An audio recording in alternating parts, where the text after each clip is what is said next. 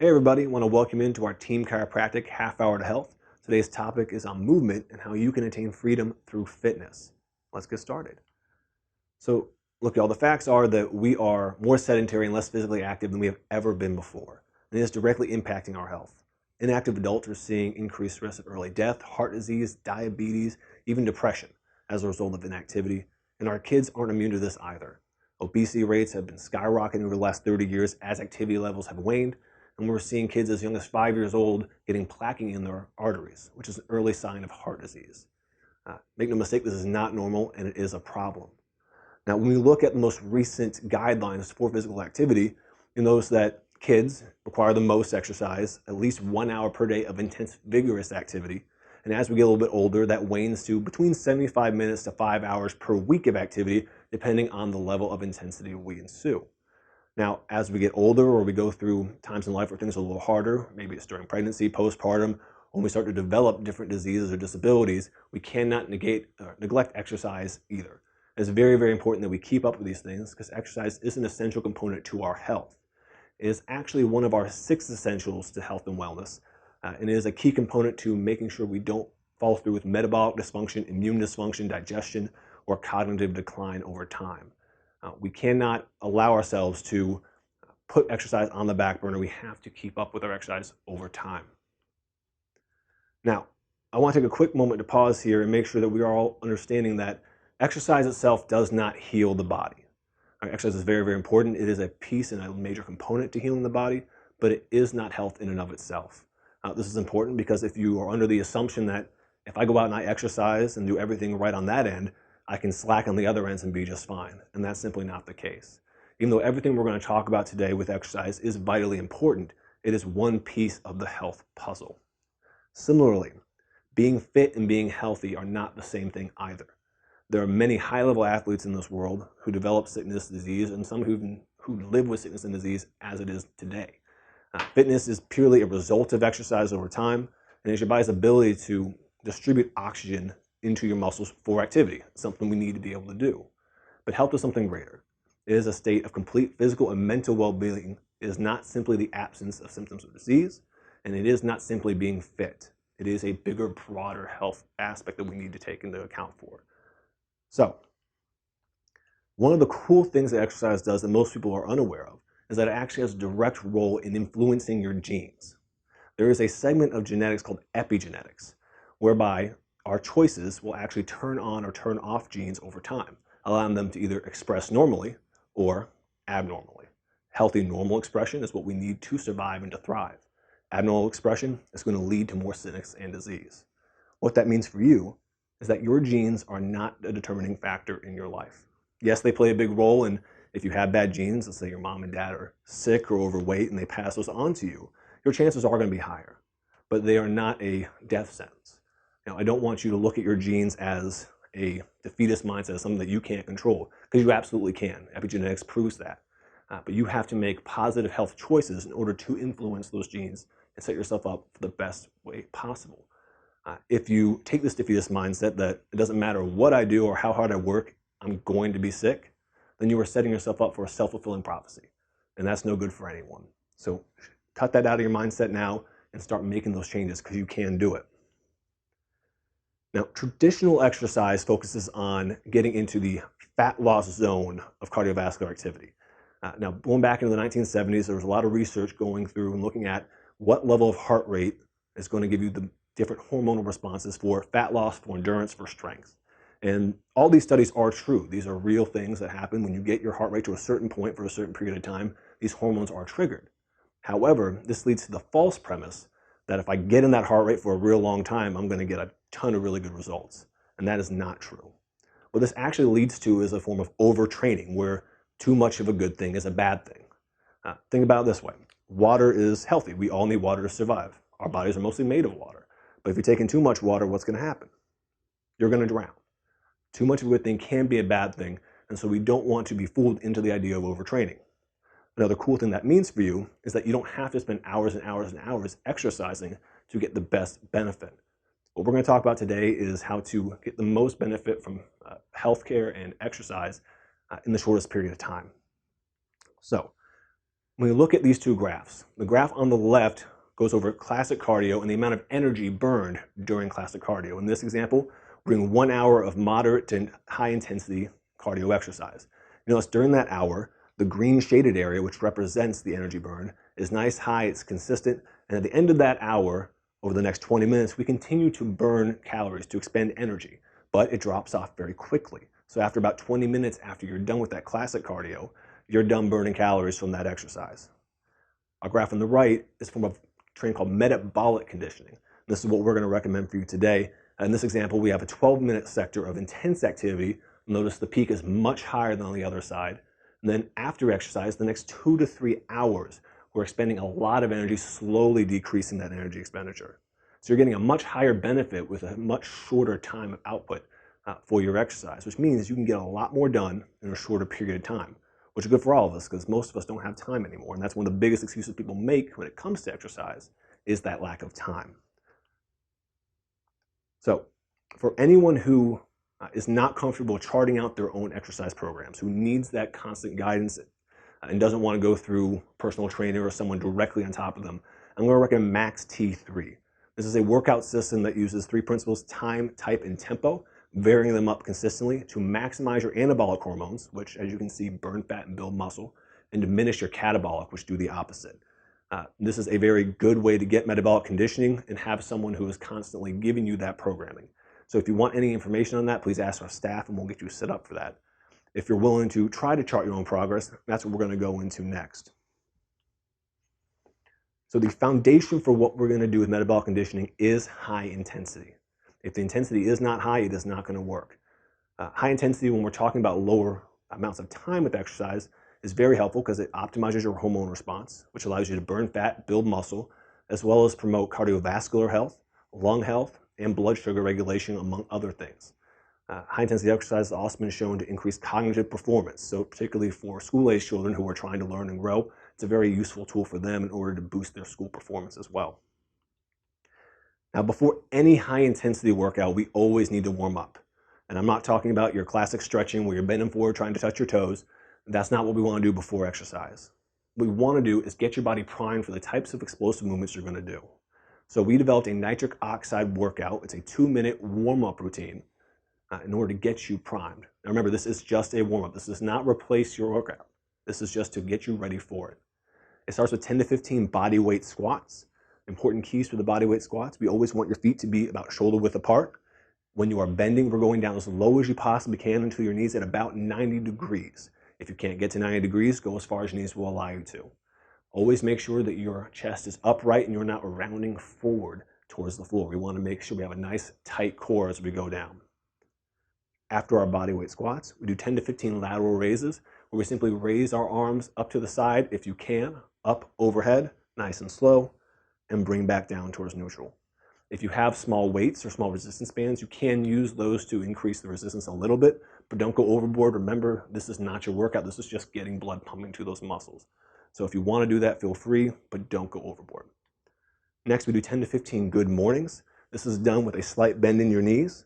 You're going to put your hands behind your head if you're able, and as you bend forward at the waist, you keep your back nice and tight and push your head into your hands to keep your core tight. As you come down, you go as far as you can and come back up. All the movement should be coming from those hips. After that, 10 to 15 push-ups. Ideally, when you're doing push-ups, always keep your hands under your shoulders. We don't want them way out here. We similarly don't want your elbows flared to the side. They should stay in this nice, even range closer to your body. If you cannot perform a regular push-up, we can always transition to the knees to make it a little easier. Or if you have knee problems or are still unable to do it there, you can do a push-up up against a wall at an angle. Makes it a lot easier, but still works the same muscle groups for you. From there, we do a 30-second Superman flying hold. And if it is your neck day, go ahead and do your burnouts then as well. Make sure you get those in. Remember, that's repetitions to failure of just the neck portion. From there, when we get into our high-intensity workout, we're going to do something called a peak 8. Now, the really cool thing about a peak 8 is you can do this with any exercise you want or any combination. And in fact, I recommend that you vary it up as much as possible. Don't always do the same thing. The more variability you have in your routines, the more benefit you're going to get, the more you keep your body guessing. The central tenet of a peak 8 is 8 rounds of 30 seconds of super high intensity exercise, as hard as you can, followed by a 30-second recovery period, and repeat. At the end of that, we are going to do a cool down, and that is when we go into our static stretching. Those are your traditional flexibility exercises where whatever muscle you worked, you're going to stretch that muscle and hold it for around 15 seconds, remembering to breathe as you go through. Remember, any muscle you work, you always want to make sure you stretch it after you exercise. Now, with the Peak 8, you can do 8 rounds of the same exercise, whether it's running, swimming, biking, jumping jacks, push-ups, squats, you name it, you can do whatever you want. But you have to go as hard and fast as you can. If you decide that you don't want to do 8 rounds of the same thing, you can do 1 round of every different things. You can do 2 rounds of one thing, 6 rounds of another. It doesn't matter. You can do whatever you want as long as you're keeping up with that intensity and varying up what you're doing, exercise routine to routine. Now, that's the cool thing about Peak 8. You can really do whatever you want and make it your own. Just make sure you're not sticking to things that just make you comfortable. You have to tax your body. Now remember, the central tenet with anything with metabolic conditioning is as your time drops, the less amount of time you are exercising, the more intensity must increase. That is how we get the hormone responses we need, and it's how we get our heart rate into the range that we need to help maximize fat loss as well as hormone production. And in fact, 80 to 90% of your maximum heart rate is what we're trying to achieve when we go hard and fast. That's where most fat loss is found, that's where most hormonal production is found, and that's where the afterburn effect of metabolic conditioning takes its greatest hold. If we stay in that lower range for a short period of time or even a long period of time, 60 to 70% of heart rate, we're not getting the positive changes we really, really need. Now, some ways to tell if you're working out as hard as you can. Number one, you're breathing hard. The bottom line is if you can talk while you're exercising, you are not pushing hard enough. You're in that moderate to low intensity range versus the high intensity range. Another cool thing about heavy breathing is it's a sign of beta oxidation, which means your body is breaking down fat cells, which is what a lot of us try to do when we're staying fit, trying to keep off the calories from all that food we're eating at home. But you have to make sure that when you're breathing hard, it's hard enough that you could not carry a conversation with someone else. If you can, you've got to up the intensity. We also want to make sure that we are sweating. And a lot of people out there say, ugh, sweating is gross. I don't want to do that. But sweating is a good thing. It is a positive sign for your body. And in fact, when you're not sweating, it is a bad thing. We come in contact with a variety of toxins throughout our daily lives, whether it's from additives in our foods, preservatives, artificial sweeteners, herbicides, pesticides, chemicals in our cleaning supplies, chemicals in the construction materials we use to build our house, our cars. All these things do come into our bodies and they have to be ridden from them. Sweating is one of the main avenues that we use to do this. Assist your liver and kidneys in getting these toxins out. So if we're not sweating, we're allowing these toxins to build and to fester in our organs. The main ones that sweating allows for is heavy metals, ureas, and phthalates. As a result of this, it also helps us to improve blood flow, blood pressure, and overall cognitive function. So as gross as sweating may be for you, it's only 12 minutes. Afterwards, you can dry yourself off, you're good to go. But make sure you're sweating. If you're not, you need to increase the intensity. Now, there are 2 reasons why you may not be sweating. Number one, you're not working out hard enough. That's the first thing to check. But another very common thing is that you're not well hydrated enough. A lot of people don't drink enough water, whether they're exercising or not. The standard minimum should be 8-ounce glasses of water per day. If you are exercising like you're supposed to, you want to add at least 2 to 3 more 8-ounce glasses of water to that to make up for it. If you want to drink more, go for it. Just don't drown yourself. But you need to make sure you're at least getting that minimum. Otherwise, you're not going to be able to produce that sweat, get those toxins out, and you're going to keep pushing and pushing yourself and not getting that result. So what are our big takeaways? Number one, we have to go hard. Remember, we can check that without doing any math by breathing hard and sweating. But if you want to get the heart rate monitor out and see if you're getting in that range, you're looking at 80% or more of your maximum heart rate. You can calculate this yourself by taking the number 220 and subtracting your age from it. That is going to give you your maximum heart rate, and you just get 80% of that. So an example for you, a 40-year-old male, that'd be 220 minus 40 is 180 as maximum heart rate. That's the maximum their heart should go when they're exercising. To get to 80% of that, we're looking at a number of 144 as a goal when you're charting that heart rate in exercise. Remember, this is only when you're doing the intense 30-second portion. You're trying to get to that level. So if you want to have your Fitbit out and measure your heart rate, that's the number you're shooting for if you are 40. If you're 30, do the math to adjust for that. If you're 50, same thing. The number's going to be different depending on your age. If you don't want to do the math, make sure you're breathing hard and can't carry this conversation, and make sure you are sweating. If you're not, ramp it up and make sure you're hydrated. Now, after your exercise, don't sabotage yourself. If you're anything like me, after you exercise, you are starving. And I'm ready to grab any and everything I can and just get it in me. However, the easiest thing that most people grab for, and the thing that people crave the most, usually are things that are higher in carbohydrates and sugars. And those are absolutely going to negate everything you just tried to do as far as your metabolic output. So instead, we choose something higher in fats and proteins, maybe some nuts, seeds, some kind of mixture of those, and eat that instead in that first 30 minutes post-activity. Now, something that you should be adding in on a regular basis, so at least once a week, to your workout routine is proprioceptive training. Throughout our entire lives, but especially as we get older, it is important to train our balance. It's something we do lose as we get older if we do not force ourselves to train it. This is something that should be done for about 5 to 10 minutes, and you can do any number of different activities. If you have access to equipment, like the gentleman on the far left, he has a yoga ball. He's doing a single leg lift with his back supported on that yoga ball. You can do single leg good mornings like the woman in the middle, or even Bosu ball training with the little half yoga ball on the far right there. Any of those are efficient. However, if you don't have access to any of that, there's still plenty of things you can do on your own at home. You can just simply single leg stand, work one leg at a time. If this is too easy for you, you can start moving your arms and legs in different directions, trying to maintain that balance as you go through. It's a little harder than it looks for a lot of people, especially as we get older. We lose it a lot faster than you think. You can do walking lunges in a straight line at an angle. Anything that forces you to get off your center of balance is going to train it. And again, just 5 to 10 minutes a week is really all you need. Now, if you're doing vibration plate therapy after your adjustment, that is a form of proprioceptive training. Good for you. You don't necessarily have to do any more if you don't want to, as long as we're doing that consistently. But if we're not doing vibration therapy, then we have to add these other things in. Otherwise, these negative effects of lost balance are going to start to build.